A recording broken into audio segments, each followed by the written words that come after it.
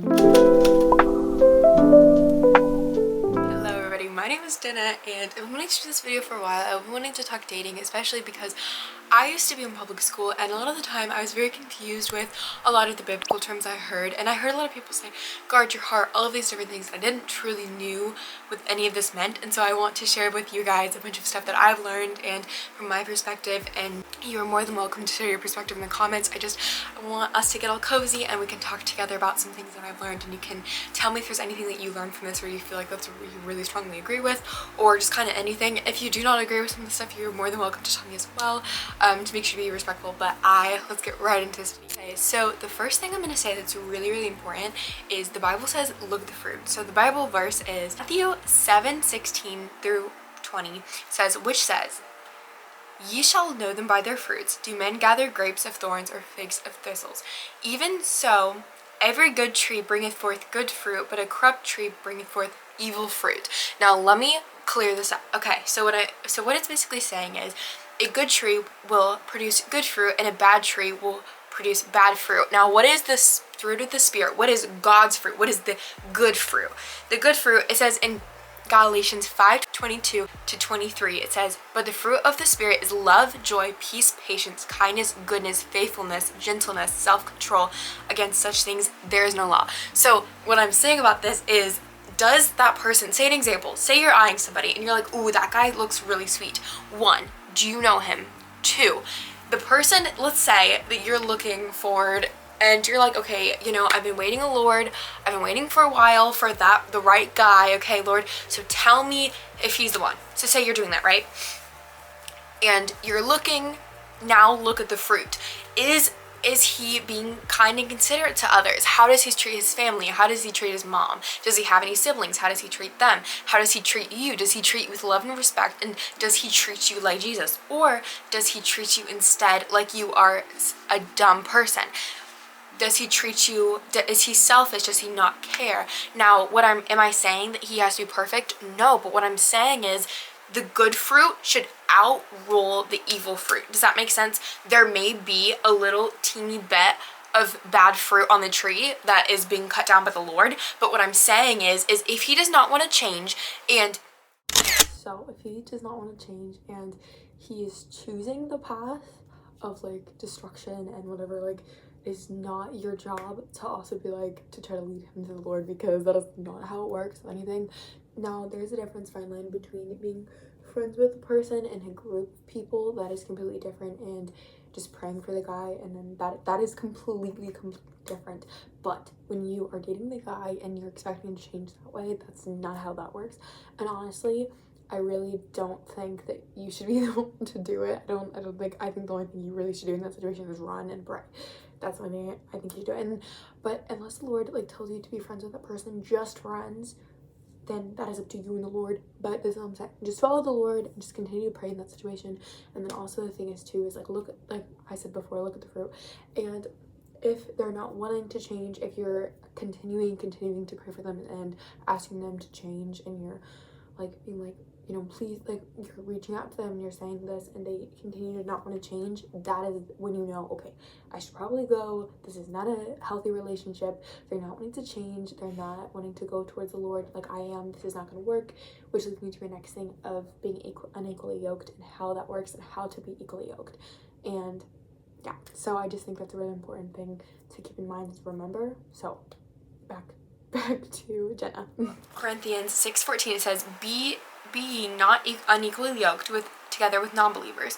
For what fellowship hath righteousness with unrighteousness, and what communion hath light with darkness? So basically, what I heard this, and I'll be able to insert the clip. I heard this and I thought it was the best way possible to describe it. A yoke is a device that they put over cattle. They put their heads in it, which enables like the cows to like move forward and pull things at the same time, right? And a really cool statistic is one single ox itself can pull 5,000 pounds. But when partnered with the right, it says with the right partner, it can pull 15,000 pounds. Wow. At one time. So it doesn't just double it, right? It triples it. And I can't help but to be reminded of the verse that says, a triple braided cord is not easily broken. When we are partnering with the right friends in our life or with the right significant other that doesn't just believe in God, right, and checks off that box, which should be, I mean, the bare minimum, y'all. If they're not believing in God, even what are you doing? Bare Get minimum. out of there. Destruction. It will Run. reap a bad harvest. I'm telling you. Been there. I've tried to save. Okay, another topic. Anyways.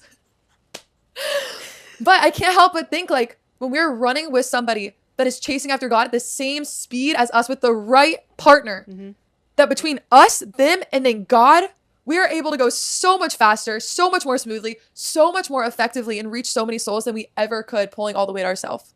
Because we can only do so much. So true. On the opposite side, it says that when cattle is partnered with the wrong partner, that instead of pulling further and faster, they just spin in circles or they stop altogether. And isn't that so true? Wow, the spinning in circles is crazy. Imagine you're trying to like run your race with the Lord. You're trying to like go full force at your calling, and then the person that you're partnered with is like eating grass. Oh, and You're not going anywhere. And I've been there. Like, Same. Even like in relationships and friendships where I've literally like just desired so bad for them to come with me that I held myself back and I just circles. You want it to work so bad that you don't let it go. And Come on. You just go in circles, or the scariest part, you stop altogether. Wow. That's so scary. And it's so real. And the Bible is telling us that that will happen. Like, we are not the exception. And we love to think of ourselves as the exception. You are The only exception. Anyway. Okay. So now that you've watched that clip, I'm going to say this. So what I recommend, especially with you're looking for the fruit in the person, if you really are not sure if there's somebody who is going to be good for you, if you feel like you're like, okay, I really like this person, but I'm not really quite sure if it's from the Lord, what I suggest is praying about it, asking the Lord for some kind of confirmation and anything that would kind of signify it, because God is really good. Like, in that, I've asked for confirmation about different things before in my life, and God's given me it. He's shown me different signs. Another thing is, if you do have people in your life who you know are good stewards and people who are loving towards you, and you know that they have God intentions, like they have good intentions, and let's say an example, you have godly parents who can definitely see that, like, from afar. They can know if the guy's gonna be good for you or not. Like, I'm gonna tell you right now, like, let's say when I'm in the right moment and when I do meet the right person, I want my family to be involved, because I want to make sure for sure that is the right person, and that way they can be like, adios if not, and I will know, and I can know them by your fruit. But it's easy for our judgment to be clouded, so it's always best to have people in your life who you care about and you know that they would give you good advice, and don't just take the advice that you want to hear. Sometimes we have to take the advice that we don't always want to hear. Sometimes we're like, oh, this guy seems so nice, oh my goodness, and they romanticize him a little bit. But, you know, you've only made eye contact once. Trust me, I've done this before in my life. It's not a good idea. You got to be careful, because that is how Satan weasels his way in to confuse you and make your judgment clouded. So my point in saying this is to be really careful and to guard your heart, and that is the next thing. What does guarding your heart mean? Now, I would say guarding your heart is, one, praying to the Lord and asking him specifically to let you see other guys and men how he does, and seeing them like a brother instead of like a potential relationship or a partner. Because if you look at every single guy you see, that is all you're going to be able to see. You will not be able to look past anything, but they look nice, they have nice arms, whatever. Like, you will not be able to look past that, and that will cloud your judgment another time. Like, trust me, I've been through a lot of this. I went to public school, and that public school has so much pressure put on you. Like, you have to have a relationship, you have to do this, you have to do that, and I felt that pressure. I did, but at the end of the day, I had to choose, and it was difficult. It was so difficult. But one of the things I did that really helped was I made a list of everything I wanted, and like everything that I wanted in that moment, and the reason I wanted a boyfriend. And a lot of the time it came out that I just needed the Lord. That was something that I needed, was I just needed to spend time with the Lord, and I needed the Lord in that moment. I needed him to fill that little gap and for that moment. And when I wrote that list, I'm telling you, it changed my perspective so much, because you look at that and then you look at truth and you're like, wait a minute. All of this stuff is things that God provides for me, that Satan's trying to be like, oh, you need a boyfriend because you don't have stability, you don't have comfort, whatever, blah, blah, blah, blah. Your life is crazy, so you need some kind of comfort. So I had to start doing that, and that legit changed my life completely and entirely, because I started seeing the fruit, and I'm like, Satan was trying to weasel his way in, but with what God was showing me, I was like, whoa. Like, whoa, you know? So it's just really cool, and you have to think about that and take that in consideration because it's really hard. But with guarding your heart, that's another thing, is like not looking at a man romantically. If, an example, say Satan's trying to pop in your head and be like, ooh, look at this guy.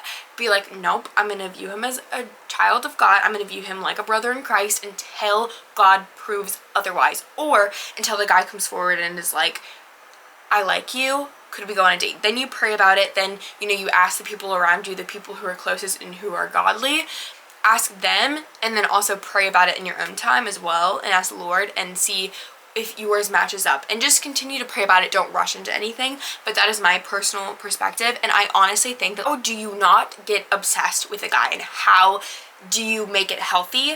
So the whole thing is, you want love, not lust, and you do not want to be obsessed with a person. Instead, you want to have a genuine love with them. And one of the things I would definitely say is being very careful what you believe and what you let get in your mind. So what I'm saying about this is, for the longest time, I thought being delusional was normal. Now, there's once in a while there's little funny comments, or, you know, you can joke around with your friends, but you have to be careful what you do and what you say, and because we have the power in the death and life in our tongue. The Bible verse is, and you're speaking out over yourself, the Bible verse is this, Proverbs 18:21. Death and life are in the power of the tongue, and those who love it and indulge in it will eat its fruits and bear the consequences of their words. So the point of me saying this is, let's say you are cursing somebody. That is, you're not just speaking that out, you are hurting yourself, and you are saying things in the spirit you don't realize you're doing, and the Bible says specifically not to do that. And so it is the same thing with, let's say you're like, okay, this guy looks really, really nice, I like him a lot, I think that he could be potentially the one, but you've only looked at him once. You don't know his personality, so you let yourself wonder, what would it be like in a relationship with him? Oh my goodness, he's so nice, he's so kind, he is the perfect material, but you don't even know him. That's what I did a lot of the time, was I was like, oh my goodness, and I saw things that weren't there. I romanticized things that were not even there, that I didn't even know their personalities. Like, I did not generally know their personalities.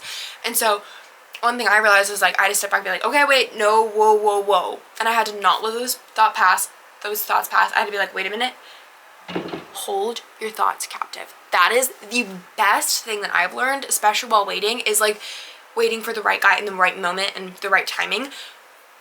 Always doing that is brilliant, because if you just let your mind wander and you're like, okay, you know, that dude is nice, like I said, like, you can be like, oh, he has nice arms, whatever, but does he love the Lord? If you don't know him, that's going to cloud your judgment, because then anything that they do, you're going to misinterpret it. And honestly, that is just just a bumpy road with a lot of really useless things that you don't want to go through. Trust me, I know it's fun, but you do have to have a balance of, like, not being delusional too much to the point where it clouds your judgment.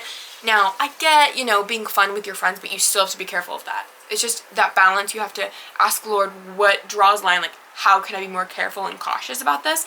Trust me, it makes a huge difference. How do I know, like, how do you know if he's the one? So what I would say a lot of the time is just to pray about it. That is the best response I can give, because I would say pray about it and look at all of the things. Look at the fruit, look at how he treats everybody. How does he treat people when you're not around? Like, ask his friends, like, if you know his friends are trustworthy and they won't just lie, ask them, be like, hey, like, how does he treat people besides me? How does he treat them? And also, how does he act around you with his friends? How do his friends act? Because here's the thing, okay? A lot of the time, like, an example, your friends, who you hang out with, matter, because that is a lot of the times who you are and how you act, because, you know, like, bad character corrupts good character, and I've seen that multiple times. I was one of those people that happened to, and then God changed me, but it happens. So just looking around at the people that surround him in his life, just looking at different things like that, and then continuing to pray about it and asking God for confirmation. Another thing that I did in the waiting season, I'm still waiting, but, like, another thing that I've been doing is writing down list of things I want to do with him, and that just kind of helps you in the meantime be like, okay, these are things, Lord, that it would be really cool to be able to do. It's just something that's kind of fun to do, and then also you can make a list of, like, what you want, and then think about that, like, make a list of everything you want, even if it's high standards, whatever. Just make a list, trust me, because I guarantee, like, what I'm saying though is, do not want a Prince Charming, okay? What I'm saying is, like, keep it realistic, please. Like, you know, you're not gonna have this Prince Charming, and you have to also know, like, that God's preparing you both for your future kids, for your life together, and for your paths, and for everything, like your ministry together, whatever you do. And so you have to think about that as well. Like, God has you in this moment for a reason. So if you do not have the guy yet, if the guy is not in your life, he is preparing you and him. So to continue, and also continue to pray that he will prepare both of you, and also ask the Lord, what can I learn in this season? How can I be a better woman in general? How can I be more like you in this season in general? And can you help me become the woman I need to be in order to be a good mom, to be able to strive to be like Jesus, to be like Jesus, and to act towards him? And like also researching what a woman is called to be as well. That is really important. There are so many things that the Bible says. Let me just list off a couple of them. It's like an AI overview kind of thing. So this is a couple things, and it doesn't exactly list because I didn't prepare this, but I just thought about it now and I wanted to share this part as well. Okay, so one of the things is, as well as modesty. A godly woman is modest and focused on her inner beauty, which is more precious in God's eyes than outward adornment, which that is important. I think honestly just praying about that to the Lord and asking what modesty means to you and also to the Lord in his eyes. And everybody has different convictions, so don't be too judgy on somebody who is dressing a certain way. Just pray about that. A godly woman is worth more than rubies and is hard to find. So this is really self-explanatory. You are worth so much more. So if a guy is making you feel like you are just some stupid person who doesn't have a mind of her own, is a guy who is just making you feel utterly stupid, and a guy who does not value you and does not see you like how God sees you. Now, I'm not saying he's not going to have faults and he's not going to have times where he maybe looks at you not the same way as, like, maybe he doesn't, maybe there's time once in a while when he's in a bad mood and so he may be acting a little rude with you. What I'm saying is, overall though, does his fruits match up with what the Lord says? And also, there's also Bible verses that say a guy should be for a woman. I really recommend looking up both areas and what a woman should be towards a man and what a guy should be towards a woman, because I think it's really important. Both people to know that, help and ask the Lord to prepare you for that person in the right timing. So, is virtue. A godly woman is a virtuous, strong, and influential, yet feminine. In the vision, a godly woman has a vision for the future and for her family. She works diligently to ensure her family's well-being. And this is honestly like just being passionate and having a goal, and like just praying that the Lord would help you in the timing and just kind of prepare you and every single thing. It doesn't have to be just for your future, but also for now as well. Like preparing you, just ask the Lord, like, in this season, what can I learn from it? That is a really huge thing that I think is really important. Another thing is purity and reverence. A godly woman lives in purity and reverence. How can you keep your mind pure? I think a lot of people make the mistakes of reading bad books or maybe watching movies. I really like using VidAngel. This is not sponsored, I promise. I just like using VidAngel. That way I'm not getting, because a lot of times nowadays our movies and, bad media is filtrated like Netflix and all of this stuff, and I know it's been like for a while, but it's continuing to get worse. So what I like to do a lot of the time is I like to use VidAngel. That way I can kind of cut out all those scenes, and it just makes me feel better, because I'm like, Lord, like, you are more important. I vow to the Lord to not watching that, because I don't want to. So I'm just like, Lord, I don't want to watch anything. I don't care. Like I really don't want to watch it. So I think it's really important to have that. And like one of the things too for me is I don't let myself wonder. That's really important, like for men and women, to not let yourself go into the like sexual sin of like thinking of people in that way, especially because that is really detrimental. Like, just trust me, you do not want that bondage of thinking people that way, because that just it's small, but Satan can use those little things. So you just want to be careful, but just pray about it and ask the Lord, like, if there's any ways that you could do better, maybe on your purity and maybe your modesty of your heart, and also outwards, just either way. But there's a couple other things. And then there is a couple different also characteristics as well as this on here, which I think is really good. Seeking God first, which is another thing, especially because before you have a relationship or you have like anything like that, you need to have God first in your priority. And even sometimes God also takes friendships out of our life, that way we can get closer to him, and then he brings new people in our life. That's happened to me before. So that can also be friendships and relationships. That can definitely happen, and that's, chances are it will happen, sadly. But just know that God has perfect timing for everything, and if something happens, if they do leave your life, if they're not meant to be in their life, they will stay out of your life, or they will come back in if it's God's will to keep them in your life. And some won't leave because that's just not meant to happen. So it just depends on God's timing and everything in his plan. Speaking faithfully, so this is a hard one because I'm not exactly sure how to explain this one, but this is kind of self-explanatory. Just speaking faithfully, just kind of being faithful and speaking out the truth and being willing to speak out the truth, even when it's hard, even when you're like, oh, I really don't want to be thinking about this right now.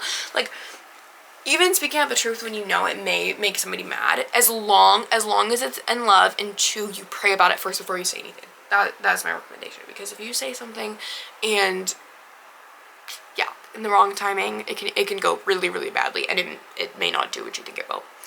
Another thing is loving others with kindness, boldness, and godly wisdom. That is so good, especially having a balance of loving, because I think it's important to be able to like fellowship with the other people and also be able to love on them and to care about other people and also to be able to give other people wisdom. But you do have to have that balance of like, don't do it out of you think that they're doing something wrong, do it out of love because you want to make sure that they're not doing anything wrong, and asking a lot of questions is great. And also, and I think this is kind of random, but just in general, like, let's say you're in a relationship or you have multiple friendships, whatever, just any relationships you have in your life, whether it's friendship, whether it's romantically, like, whether it's just a bond, whatever, I recommend asking them what their love language is and being able to also cater to them as well, not just what you want to give them, like what makes them feel love. I think I heard that another thing from Ali and Austin. I should definitely do that. And then staying humble, which this one, I mean, I think it's just like asking the Lord to kind of help your heart posture, and I think that's kind of self-explanatory, so I definitely recommend that. And then serving the Lord, this, and also living out for the Lord. So honestly, just asking the Lord and inviting him into every single place that you have in your life. Like, here's the thing, what I feel like serving the Lord means, it doesn't always mean going and ministering. If that's what God has for your life in that moment, in your circumstance, yes, go do it. If you feel the Lord calling you to do it, do it. But don't do it out of because you feel like you have to do good deeds, whatever. Like, don't do that. God knows your heart. If the Lord is leading you to do something, do it. And just pray about it. Like, also pray that the Lord would use you. That's one of the things I've done, and I've had times where God uses me. Like, I honestly used to have really like bad social battery, and like I still sometimes once in a while do. There's been times that legit God spoke through me and prayed over somebody, and I felt like I was just like, whoa, like that happened really fast, and I wasn't sure what was happening, but I did know what was going on. But like God just spoke through me, and it was a really cool moment. But I do recommend that. Just kind of praying that the Lord would help you and also help you to see people are like he would is a really, really great perspective as well. Serving the Lord too is like basically just asking the Lord, like, how can I serve you? How can I honor my life towards you? Like, how can I live completely and utterly for you? How can I spend more time with you? Like, in my daily life, how can I invite you more? Just basically like wanting to hang out with him. One of the things I like to do is throughout the day I'll talk to him about different things, and a lot of times I find that like even when sometimes when people disappoint, I find that the Lord's like, Jenna, I'm here, I'm listening, I'm paying attention. This is really good for, you know, it's really good in general to just know that he's there. And like sometimes, you know, I rant at him because, you know, sometimes people don't like to listen, which is fine. But, you know, at the end of the day, God always wants to listen. Like, there's been times that God's like, you forgot about me. Like, I love listening to you. Like, you could talk forever and I would love it. I just love when you talk to me. And don't forget about that, because God literally, like, he's told me so many times, he's like, Jenna, I think you forget that you can come talk to me, and I love hearing your voice, and I love talking to you. And I know I do. I forget sometimes, but I think it's really important to know that he's always there and he's with you. So embracing true beauty in him. I think it's just like that one. I don't really know exactly how to explain that one, but I think you can kind of make up your own version of that. I think like you can just kind of whatever you think that one is. And then praying and being grateful. That one's really important as well. As like that's another way to like stay humble and to continue to like be close to the Lord and like. Because here's the thing, okay? What I'm going to say is worship is not always on Sunday. It's not always just worshiping the Lord, like singing. It can be through dance, through like multiple ways, just thanking him for the day, just thanking him that, you know, say an example, you just got something new and God provided it and he made it obvious that it was him. Just thanking him, praising him, being grateful. It doesn't always have to be singing. It doesn't have to be this religious thing. Like I legit sometimes paint with him. I sometimes read my book with him. I don't always read my Bible and always pray and worship with him. Like I sometimes, you know, we spend time together through reading and stuff like that, and he loves it, and he tells me like, So I just think it's important to have that balance, and also like not feeling like you have to do one thing with him. So those are a lot of things, and let me know if you want me to do another video and what you'd like to see next. Like if you'd like me to do another dating video, if you have any questions, or if you need any advice or anything, I would love to answer them in videos, so just let me know.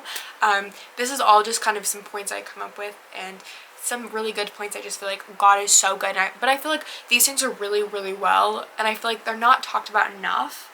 So there you go. I hope you enjoyed. Have a great day. Bye bye.